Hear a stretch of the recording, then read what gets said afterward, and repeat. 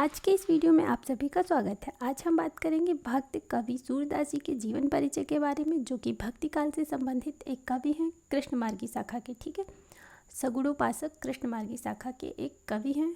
तो आइए हम इनके बारे में जानते हैं। देखिए, सबसे पहले हमें फ्लो चार्ट बना लेना है ऐसे, जिससे कि हमें याद करने में आसानी हो और एग्ज़ाम में अगर हम लिख के आए तो एग्जामिनर को देख के भी अच्छा लगे हमारी कॉपी और अच्छे अच्छे नंबर मिले। तो देखिए, ये सभी के लिए महत्वपूर्ण है जो लोग हिंदी पढ़ते हैं। तो आइए हम शुरुआत करते हैं। देखिए, इनका जो जन्म है वो सन 1478 ईस्वी में हुआ था। इनकी मृत्यु 1583 ईस्वी में गोवर्धन के पास पारसौली नामक ग्राम में। इनका जन्म स्थान रुनकता नामक ग्राम में। और इनके पिता का नाम रामदास, गुरु का नाम वल्लभाचार्य। इसको हम ऐसे भी याद कर सकते हैं, रामदास सुत सूरदास ने जन्म रुनकता में पाया, गुरु वल्लभ उपदेश ग्रहण कर कृष्ण भक्ति सागर गाया। ठीक है। और देखिए, इनकी जो भाषा है वो ब्रज है। इनकी भाषा जो है वो ब्रज है।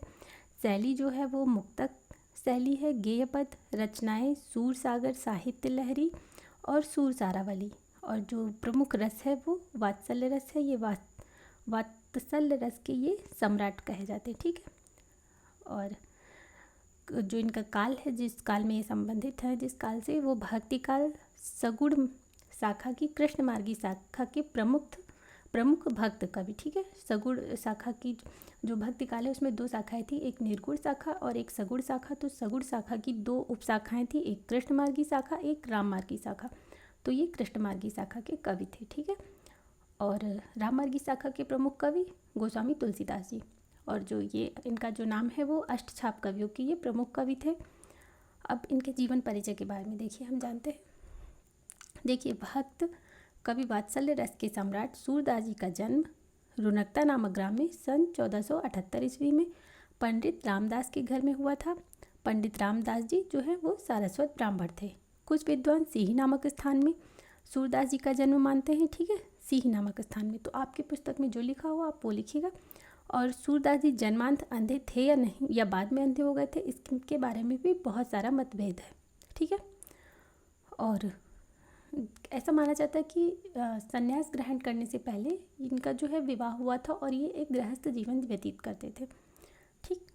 सूरदास जी जो है वो वल्लभाचार्य जी के शिष्य थे और उनके साथ ही वह मथुरा के गऊ घाट, ये जो है गऊ घाट पर श्रीनाथ जी के मंदिर में रहते थे। पहले वह दीनता के पद गाया करते थे, किंतु वल्लभाचार्य जी के संपर्क में आने के बाद वह कृष्ण लीला का मधुर गान करने लगे।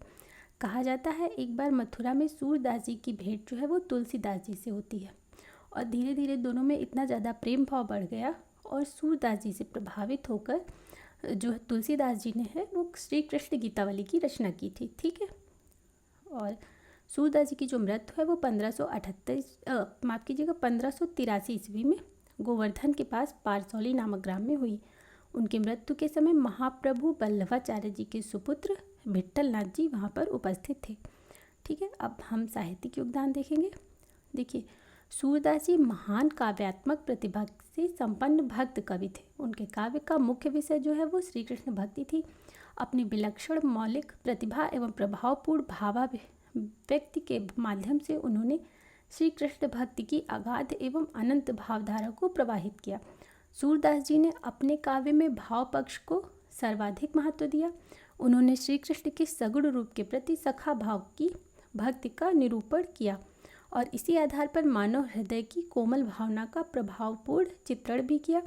वात्सल्य भाव की जो अभिव्यक्ति सूरदास जी के काव्य में हुई है उसका उदाहरण विश्व साहित्य में मिल पाना दुर्लभ है। ठीक है। इनको वात्सल्य रस का सम्राट कहा जाता है सूरदास जी को। और विरह वर्णन की दृष्टि से उन्होंने अपनी विलक्षण प्रतिभा का परिचय दिया है। भ्रमर गीत में गोपियों एवं उद्धव के संवाद के माध्यम से सूरदास जी ने अत्यंत मर्म स्पर्शी विरहपूर्ण वर्णन किया है। ठीक है। इन्हीं का दोहा है ना, उद्धव मन न भय 10-20। हाँ। देखिए, कभी कभी प्रश्न पूछ लेता है भ्रमर गीत किसकी रचना है, तो सूरदास जी की। ठीक है। और जो इनकी प्रमुख कृतियाँ हैं वो है भक्त शिरोमणि सूरदास जी ने लगभग 1.25 लाख पदों की रचना की। काशी नागरी प्रचारणी सभा की खोज तथा पुस्तकालय में सुरक्षित नामावली के अनुसार सूरदास जी के ग्रंथों की संख्या 25 मानी जाती है, किंतु उनके 3 ग्रंथ ही उपलब्ध हुए हैं, सूर सागर, सूर सारावली और साहित्य लहरी। देखिए अगर आप इनके बारे में डिटेल में लिख लेंगे तो भी अच्छा होगा, और अगर सिर्फ रचनाओं के नाम लिखकर छोड़ देंगे तो भी अच्छा होगा, लेकिन हम लोग देख लेते हैं, ठीक है। देखिए सूरसागर जो है वो सूरदास जी की एकमात्र ऐसी कृति है जिसमें सभी विद्वानों ने प्रमाणिक माना है। इसके 1.25 लाख पदों में से केवल 8 से 10,000 पद ही उपलब्ध हो पाए हैं। सूरसागर पर श्रीमद् भागवत का प्रभाव है। संपूर्ण सूरसागर एक गीत काव्य है। इसके पद तन्मयता से गाए जाते हैं। और सूरसारावली जो है यह ग्रंथ अभी तक विवादास्पद स्थिति में है, किंतु कथा वस्तु, भाव, भाषा, शैली और रचना की दृष्टि से निसंदेह यह सूरदास जी की प्रमाणिक रचना है। इसमें 1107 छंद हैं। साहित्य लहरी जो है, साहित्य लहरी में सूरदास जी के 118 दृष्टकूट पदों का संग्रह है। साहित्य लहरी में किसी विषय की विवेचना नहीं हुई है। इसमें मुख्य रूप से नायिकाओं एवं अलंकारों की विवेचना की गई है। कहीं कहीं पर श्री कृष्ण की बाल लीलाओं का वर्णन हुआ है, कहीं कहीं पर महाभारत की कथाओं के अंश की भी झलक मिलती है। सूरदास जी ने अपनी इन रचनाओं में श्री कृष्ण की विविध लीलाओं का वर्णन किया है।